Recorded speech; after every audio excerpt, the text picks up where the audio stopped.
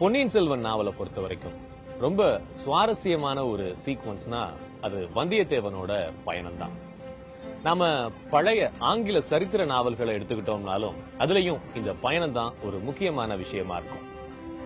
Don கியூசோட், தி three மஸ்கெட்டர்ஸ், குலிவர்ஸ் travels, இப்படி சொல்லிக்கிட்டே போகலாம். குந்தவை சொல்லி இலங்கைக்கு கிளம்புற வந்தியத்தேவன் அதுக்காக கோடியக்கரைக்கு போறான்.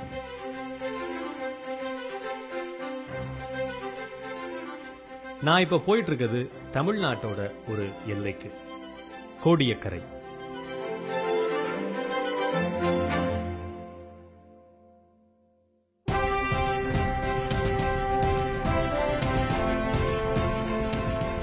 தஞ்சாவூர்ல இருந்து மன்னார்குடிக்கு போற வழியில சூரக்கோட்டையில நான் இருக்கேன். நமக்கு ஒரு நடிகர் திலகத்தை தந்த ஊர் தான் இந்த சூரக்கோட்டை. இதுல இந்த சாலை ஒரத்தநாடு பட்டுக்கோட்டை போறது, அந்த பக்கம் உள்ளது மண்ணை பிரிவு சாலை. அந்த சாலையில நான் போய் மன்னார்குடி, திருத்துறைப்பூண்டி, வேதாரண்யம் போய் அங்கிருந்து கோடியக்கரைக்கு போக போறேன். கோடியக்கரை அப்படின்னு சொன்னதுமே பொன்னியின் செல்வனோட வாசகர்களுக்கு அங்க நடந்த சம்பவங்களும் கதாபாத்திரங்களும் நிச்சயமா ஞாபகத்துக்கு வரும். 1000 வருஷங்களுக்கு முன்னாடியே பெண்கள் எந்த அளவுக்கு வீரமா நெஞ்சுரம் உடையவங்களா இருந்தாங்க அப்படின்றதுக்கு எடுத்துக்காட்டான ஒரு கதாபாத்திரத்தை தான் நாம கோடியக்கரையில சந்திக்க போறோம். அப்படி ஒரு கதாபாத்திரமா அது யார் அப்படின்னு தெரிஞ்சுக்கிறதுக்கு உங்கள நிறைய பேருக்கு ஆர்வம் இருக்கும். பழையாறையிலிருந்து இலங்கைக்கு போறதுக்கு ஏன் வந்தியத்தேவன் கோடியக்கரையை தேர்ந்தெடுத்திருப்பான்?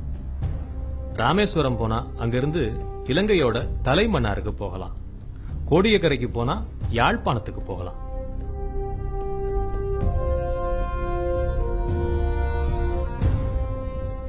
சோழர்கள் காலத்துல இலங்கைக்கு பயணப்படுறதுக்கு கோடியக்கரை கடற்கரையை முக்கியமான தளமா பயன்படுத்தி இருக்காங்க.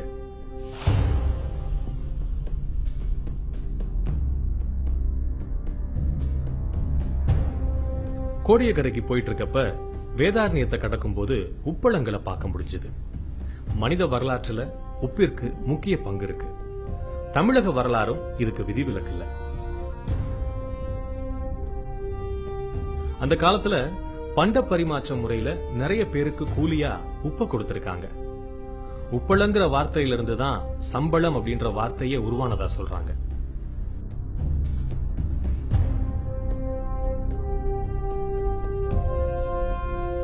வேதாரண்யத்திலிருந்து கோடியக்கரைக்கு போற வழியில இந்த மாதிரி நிறைய உப்பளங்களை பார்க்க முடியும். இந்த உப்பளங்களை எல்லாம் பார்க்கும்போது எனக்கு மகாத்மா காந்தியோட தண்டி யாத்திரை தான் ஞாபகத்துக்கு வருது. 1930ல அவர் உப்பு சத்தியாகிரகத்தை செஞ்சார். அந்த சமயத்துல இங்க நம்முடைய சுதந்திர போராட்ட வீரர்கள் இந்த வேதாரண்யத்துல தான் உப்பு சத்தியாகிரகத்தை நடத்தினாங்க. இங்க ஒரு பக்கம் கடல்ல இருந்து வீசுற உப்பு காத்து, இந்த உப்பளங்கள், இதெல்லாம் தாண்டி நாம இப்படியே போனோம்னா நாம கோடியக்கரைக்கு போயிடலாம்.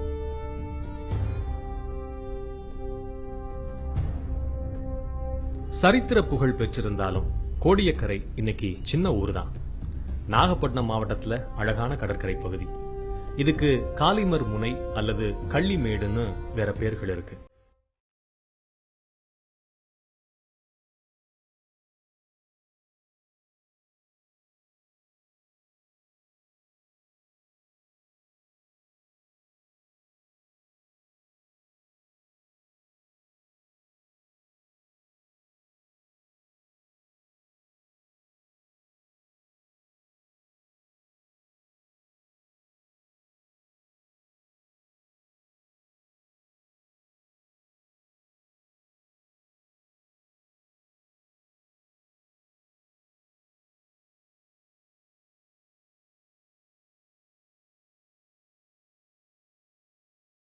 ராமாயண காலத்துக்கு முந்தைய வரலாறு கொண்டது இந்த கோடியக்கரை. பொன்னியின் செல்வனை படிக்கிற வாசகர்களுக்கு நாம ஒரு தடவையாவது போய் பார்க்கணும் அப்படின்னு தோன்ற இடம் தான் இது.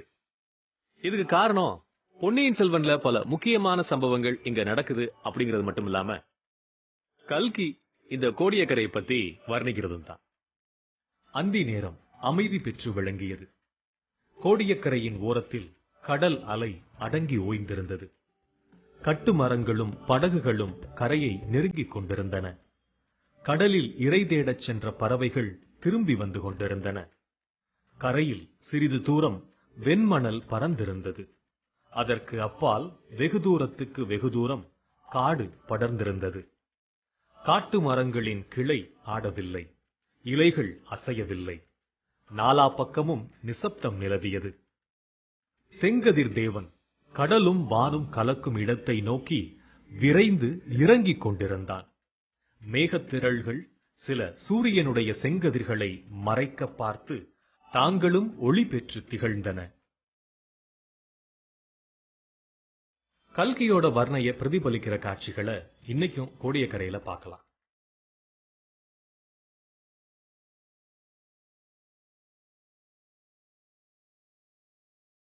இந்த மாதிரியான கடற்கரையில அந்தி சாயிற நேரத்துல கடல்ல ஒரு சின்ன படகுல அறிமுகமாகுது ஒரு முக்கியமான கதாபாத்திரம். அது பூங்குழலி. பொன்னியின் செல்வன் நாவல்ல கல்கி அவர்கள் ஒரு மிக முக்கியமான ஒரு பாத்திரத்தை, மிக கவர்ச்சிகரமான ஒரு பாத்திரம், அதாவது சாதாரணமா வாசகர்களால மறக்கவே முடியாத ஒரு கதாபாத்திரத்தை அறிமுகப்படுத்துறதே பாகம் 2ல தான். அதாவது யார சொல்றேன்னு உங்களுக்கு நிச்சயமா தெரிஞ்சிருக்கும், பூங்குழலி. இந்த பூங்குழலிக்கு இன்னொரு செல்ல பெயர் என்ன தெரியுமா? சமுத்திரகுமாரி. இந்த பெயரை வச்சவர் யார் தெரியுமா? பொன்னியின் செல்வன் என்று பெருமையாக அழைக்கப்பட்ட ராஜராஜ சோழனான அருள்மொழிவர்மர் தான். அழகே ஒரு வடிவம் தாங்கி வந்த பெண் அப்படின்னு பூங்குழலிய வர்ணிக்கிறாரு கல்கி. பெயருக்கு தகுந்தாற் போல் இவள் கூந்தலில் ஒரு தாழம்பூவின் இதழ் அழகு பெற்று திகழ்ந்தது. நீண்ட கரிய கூந்தல் சுருண்டு சுருண்டு விழுந்து அவளுடைய கடைந்தெடுத்த தோள்களை அலங்கரித்தன. கடல் அலைகள் கரையில் ஒதுங்கும் சங்குகள், சிப்பிகள் முதலியவற்றை ஆரமாக்கி அவள் அணிந்து கொண்டிருந்தாள். அமரர் கல்கி அவர்கள் படைத்த பாத்திரத்திலேயே மிகவும் அழகான பாத்திரம் பூங்குழலி பாத்திரம். இந்த பூங்குழலியை அறிமுகப்படுத்தும் அலாதியே தனி. அவள் அந்த கோடிக்கரை கடற்கரையில அந்த ஒரு படகில் சாய்ந்து கொண்டு இருக்கின்றாள். அந்த படகில் சாய்ந்து கொண்டிருக்கின்ற பொழுது அவருடைய அந்த பெண்ணுடைய பூங்குழலியுடைய உருவ அமைப்பை வர்ணிக்கின்ற பொழுது தலையிலே ஒரு தாழம்பூவை சொருகி வைத்துக் கொண்டிருக்கின்றாள். கழுத்திலே அணிந்திருப்பதோ வண்ண மணிமாலைகள் அல்ல, கடலிலே கிடக்கின்ற சிப்பிகள் போன்ற கிளிஞ்சர்கள் போன்றவற்றை கோர்த்து மணிமாலையாக அணிந்திருக்கின்றாள். அவளுடைய பாத்திர படைப்பானது சோகம், துணிவு, வீரம், தியாகம் இவற்றையெல்லாம் உள்ளடக்கிய ஒரு கதாபாத்திரமாக கல்கி அவர்கள் படைத்திருக்கின்றார்கள்.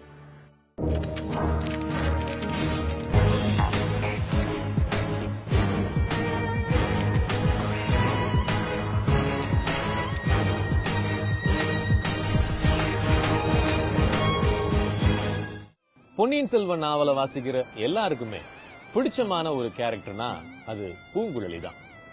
பூவும் புயலும் சேர்ந்த மாதிரியான ஒரு கதாபாத்திரம். இந்த கதாபாத்திரத்தோட பாதிப்புல தான் நிறைய பேர் தங்களோட பெண் குழந்தைகளுக்கு பூங்குழலி அப்படின்னு பேர் வச்சிருக்காங்க. கோடியக்கரையில பூங்குழலி சோகமா இருந்தா அப்படின்னு கல்கி காட்சியை ஆரம்பிக்கிறார். அவ பாடுற பாட்டுல அந்த சோகம் வெளிப்படுது.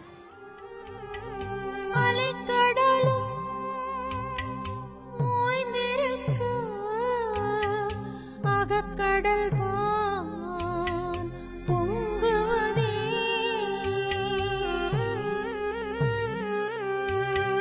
நிலமகளும் துயிலுகையில் நெஞ்சகத்தான் துடிப்பதுவே.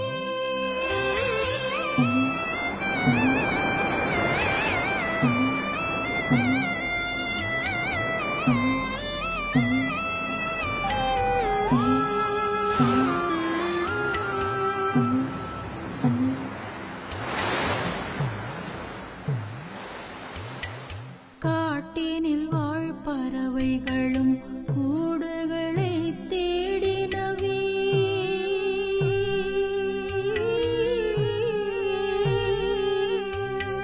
வேட்டு வரும் வில்லியரும் வீடு நோக்கி ஏகுவரே. வானகமும் நானிலமும் மோனமதில் ஆழ்ந்திருக்க. மான்விழியாள் பெண்ணொருத்தி மனதில் புயல் அடிப்பதுமே. மாரிடையில் அடங்கி நிற்கும் பாரதமும் தவழ்ந்து வரும். காரிகையாள் குளத்தனிலே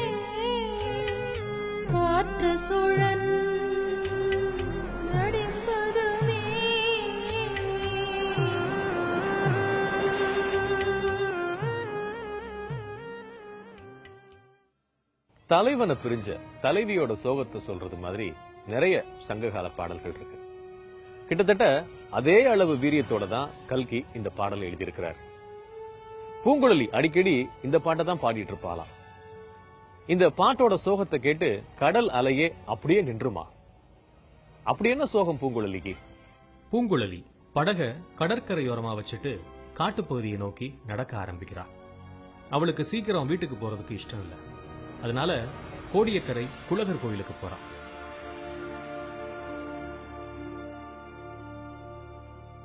இதுதான் குலகர் கோயில். இது ஒரு சிவாலயம். கோடியக்கரைக்கு போற வழியில கோடியக்காடு பகுதியில இந்த ஆலயம் இருக்கு. பொன்னியின் செல்வன் நடந்த காலகட்டத்துல ஒரு அடர்ந்த காட்டுக்குள்ள இந்த கோயில் மட்டும் இருக்குமா. இத சுந்தரமூர்த்தி நாயனாரும் பாடியிருக்காரு. ஒரு 60 வருஷத்துக்கு முன்னாடி கல்கி பொன்னியின் செல்வன் எழுதின சமயத்திலையும் இந்த குலகர் கோயில் காட்டுக்குள்ளதான் இருக்கு, பக்கத்துல எதுவுமே கிடையாது, கோயில் மட்டும்தான் அப்படின்னு எழுதியிருப்பாரு. ஆனா இப்ப இங்க வந்து பார்க்கும்போது இந்த கோயிலை சுத்தி நிறைய வீடுகள் இருக்கு. இது ஒரு முக்கியமான இடமா இருக்கு. இன்னும் சொல்ல போனா வேதாரண்யத்திலிருந்து கோடியக்கரைக்கு போற வழியில மெயின் ரோட்லயே இந்த கோயில் இருக்கு. கோடிக்கரை மிக அருமையான ஒரு தலம். அந்த தலத்திலே எழுந்தருளி இருக்கிறவர் குழகர் என்ற சிவபெருமான். குழை என்றால் பெண்கள் காதிலே அணிந்திருக்கக்கூடிய ஒரு ஆபரணம். அதனால் அதை அணிந்திருக்கக்கூடிய சிவன் அந்த இடத்துல எழுந்தருளி இருப்பதனால் அவருக்கு குழகர் என்று பெயர் வந்தது. சிவபெருமான் ஒரு சமயம் காளியுடன் போட்டி போட்டுக்கொண்டு நடனம் ஆடிய பொழுது காதிலே இருக்கின்ற குழை கீழே விழுந்து விட்டது. அந்த கீழே விழுந்து விட்ட குழையை திருப்பி காதிலே அணிவதற்காக தன்னுடைய ஒரு காலை தூக்கி மேலே நேராக காதின் அருகில் கொண்டு அந்த காலினாலேயே அந்த குழையை காதிலே மாட்டிக்கொள்ளும் அந்த தாண்டவத்திற்கு பெயர் ஊர்த்துவ தாண்டவம் என்று பெயர். 1200 ஆண்டுகளுக்கு முன்னாடி இந்த குலகர் கோயில் காட்டுல இருந்தப்ப இங்க வந்த சுந்தரமூர்த்தி நாயனார், இப்படி கடற்காத்து அடிச்சு வெளுக்கிற இடத்துல தனியா இருக்கியே, உனக்கு யாருமே துணை இல்லையே, பக்தர்கள் படைசூழ அவர்களோட துதி பாடல்கள் கேட்க வேண்டிய நீ இப்படி இருக்கியே அப்படின்னு உருகி போய் பாடுறாரு. கடிதாய் கடற்காற்று வந்தற்ற கரைமேல் குடிதான் அயலே இருந்தால் குற்றமாமோ குடியேன் கண்கள் கண்டன கோடி குழையீர் என்கிறார் சுந்தரர். பூங்குழலி கோயிலுக்கு வந்து அங்க தனியா இருந்த அர்ச்சகர் கிட்ட தேங்காய் பிரசாதம் எல்லாம் வாங்கிக்கிட்டு பிரகாரத்துல உள்ள நந்தி சிலைக்கு பக்கத்துல இருந்த மதில் சுவர் மேல ஒரு மரக்கிளைய பிடிச்சு ஏறி உட்கார்றான். அவன் மனசுல பல எண்ணங்கள் ஓடிக்கிட்டு இருக்கு. அப்ப காட்டுக்குள்ள குதிரைகளோட காலடி சத்தம் கேக்குது. அதுல வர்றது யாருன்னு பாக்குறா. 2 குதிரைகள் வருது. அதுல ஒரு குதிரையில வர்றது நம்ம வல்லவரையன் வந்தியத்தேவன், இன்னொரு குதிரையில வர்றது வைத்தியரோட மகன் பினாகபாணி. இவ தூரக்கிருந்து பார்க்கும் பொழுது நார்மலா ஒரு கதாநாயகனை பார்த்தோம்னா கதாநாயகி எப்பேற்பட்ட இம்ப்ரெஷன் ஏற்படும். ஆனா இவன் வந்து வரம் வந்து வீரனா தெரியறான். ஆனா அவன் முகம் கொஞ்சம் ஆந்த முகம் மாதிரி இருக்கேன்னு அவன் நினைக்கிறா. அவன் வந்தியத்தேவன் பூங்குழலிய பார்த்ததும் ஏன்னா அந்த பொண்ணு நம்மளையே பாக்குறா அப்படின்னு ஒரே பெருமை. தன்னோட முகத்தை அவ மரப்பொந்தியில் உள்ள ஆந்தையின் முகத்தோட ஒப்பிட்டு இருக்கா அப்படின்னு வந்தியத்தேவனுக்கு தெரிஞ்சிருந்ததுன்னா இந்த அளவுக்கு அவன் உற்சாகப்பட்டிருக்க முடியாது. ஒருவர் மனதில் உள்ளதை இன்னொருவர் அறிய முடியாமல் இருப்பது எவ்வளவு அனுகூலமாக இருக்கிறது அப்படின்னு எழுதுறாரு கல்கி.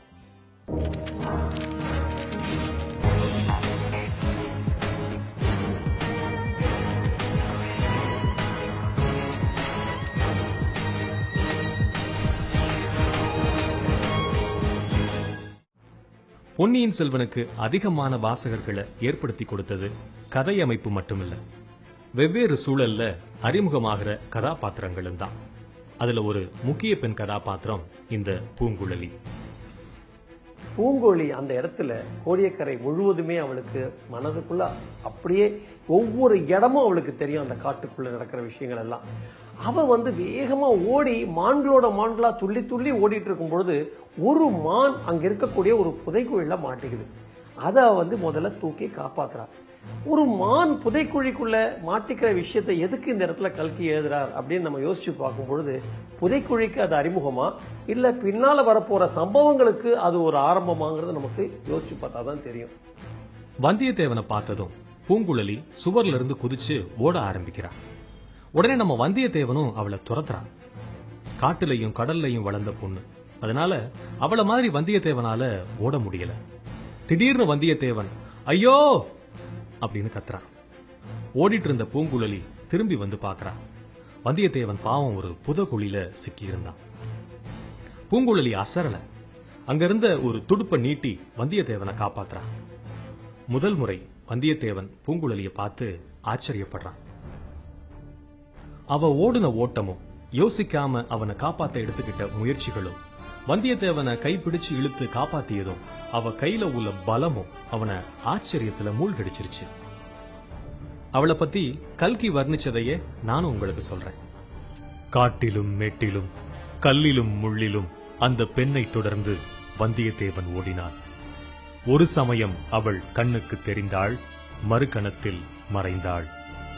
இனி அவளை பிடிக்க முடியாது என்று தோன்றிய போது மறுபடியும் கண்ணுக்கு புலப்பட்டாள். மாய மாரீசனை தொடர்ந்து ராமர் சென்ற கதை வந்தியத்தேவனுக்கு நினைவு வந்தது. ஆனால் இவள் மாயமும் அல்ல, மாரீசனும் அல்ல. இவளுடைய கால்களிலே மானின் வேகம் இருக்கிறது என்பது மட்டும் நிச்சயம். உண்மையிலேயே இந்த பகுதியில புதகுழி இருக்கா? கோடியக்கரை மக்கள் கிட்ட இந்த புதகுழிகளை பத்தி கேட்டப்ப பல பேர் இப்ப புதகுழிகள்லாம் கிடையாது அப்படின்னு சொன்னாங்க. கடற்கரையோரமா புதகுழி மாதிரியே இருந்த ஒரு இடத்தை அங்க உள்ள ஒருத்தர் எனக்கு காட்டினார். வந்தியத்தேவன் தன்னை ஒரு அழகானவனாவும் புத்திசாலியாவும் பலசாலியாவும் திறமசாலியாவும் தன்னால எந்த ஒரு சூழ்நிலையும் சமாளிக்க முடியும் அப்படின்னு நம்பிக்கையோட நினைச்சிட்டு இருந்தான். ஆனா எல்லா விஷயத்திலையும் பூங்குழலி தன்னை விட ஒரு படி மேல இருப்பான்னு அவன் எதிர்பார்க்கல. இருந்தாலும் அவன் எதையும் வெளிக்காட்டிக்காம, நீ ஏன் என்ன பார்த்த உடனே ஓடுன, பேய் பிசாசுன்னு நினைச்சிட்டியோ அப்படின்னு கேக்குறான். இத அவன் கேட்காமலே இருந்திருக்கலாம். அவன் கேட்டதும் பூங்குழலி, பேய் பிசாசுன்னுலாம் நினைக்கல, உன் மூஞ்சிய பார்த்ததும் ஆந்த மூஞ்சி தான் ஞாபகத்துக்கு வந்தது அப்படின்னு சொல்லிட்டு சிரிக்க ஆரம்பிச்சிட்டா. வந்தியத்தேவனுக்கு கோவம் வந்துருச்சு.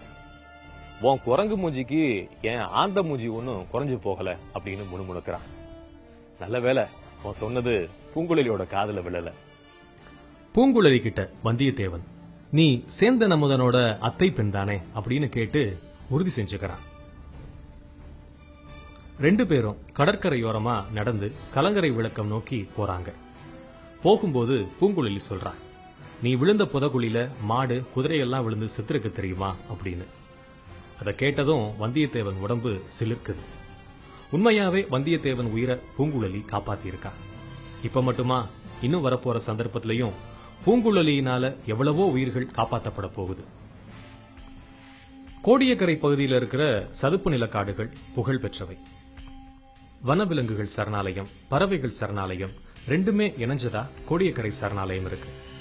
இங்க கருமான் உட்பட பலவிதமான மான்களும் காட்டு பன்றிகளும் அதிகமா இருக்கிறதா சொல்றாங்க. குளிர்காலத்துல பலவிதமான பறவைகள் இந்த இடத்தை தேடி வருமா. அடுத்ததா நான் போக போறது கோடியக்கரை கலங்கரை விளக்கத்துக்கு. இது நவீன காலத்துல கட்டப்பட்ட கலங்கரை விளக்கம்.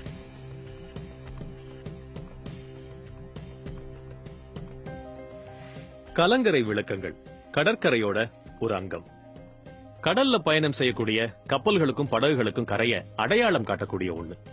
இன்னும் சொல்ல போனா கப்பல்கள் கடலுக்குள் தரை தட்டாமல் நிற்பதற்கான ஒரு சிக்னல் அப்படின்னு சொல்லலாம். இப்ப நாம கலங்கரை விளக்கங்களுக்கு மின் விளக்குகளை பயன்படுத்துறோம். அந்த காலத்துல மின்சாரம் கண்டுபிடிக்கப்படாத சமயத்துல பெரிய பெரிய விறகுகளை அடுக்கி வச்சு தீ மூட்டுவாங்க. இத பராமரிக்கிறதுக்கும் கண்காணிக்கிறதுக்கும் ஆட்களை நியமிச்சிருந்தாங்க. அதுல ஒருத்தர் தான் பூங்குழலியோட அப்பா தியாகவிடங்கர்.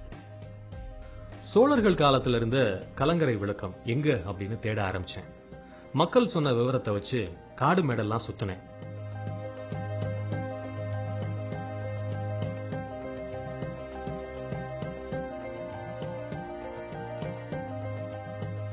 கடற்கரையோரமா செங்கல் குவியலை போல தெரிஞ்சது சோழர் காலத்து கலங்கரை விளக்கம். 2004ஆம் ஆண்டு நிகழ்ந்த சுனாமியால இந்த கலங்கரை விளக்கம் இந்த அளவுக்கு சிதைஞ்சு போனதா சொல்றாங்க. சுனாமியால நிகழ்ந்த எத்தனையோ பேரிழப்புகள்ல இந்த அழிவும் ஒரு பேரிழப்பு தான். இந்த கலங்கரை விளக்கத்துல தான் வந்தியத்தேவன் பூங்குழலியோட அப்பா தியாகவிடங்கரை சந்திச்சான். தமிழ்நாட்டோட கிழக்கு முனை கோடியக்கரையில நான் இருக்கேன். தமிழ்நாட்டு மேப்பை நீங்க பாத்தீங்கன்னா ஒரு முகம் பக்கவாட்டுல இருக்கிறது மாதிரி இருக்கும். அதுல மூக்கோட நுனிப்பகுதி மாதிரி இருக்குல்ல, அதுதான் இந்த கோடியக்கரை. இங்க நான் இருக்கிற இந்த இடம் சோழர்கள் காலத்துல கலங்கரை விளக்கமா இருந்தது. இன்னைக்கு சிதிலம் அடைஞ்சு இந்த நிலைமையில இருக்கு. இந்த கலங்கரை விளக்கத்துல தான் பூங்குழலியோட அப்பா தியாகவிடங்கர் வேலை பார்த்தாரு. எப்படி ராமேஸ்வரத்துல இருந்து தலைமன்னார், இலங்கையில உள்ள தலைமன்னார் பக்கமோ, அதே மாதிரி இங்க இருந்து யாழ்ப்பாணம் பக்கம். அதனால இங்க இருந்துதான் வந்தியத்தேவனும் பூங்குழலியும் இலங்கைக்கு கடல்ல பயணம் பண்ணி போறாங்க.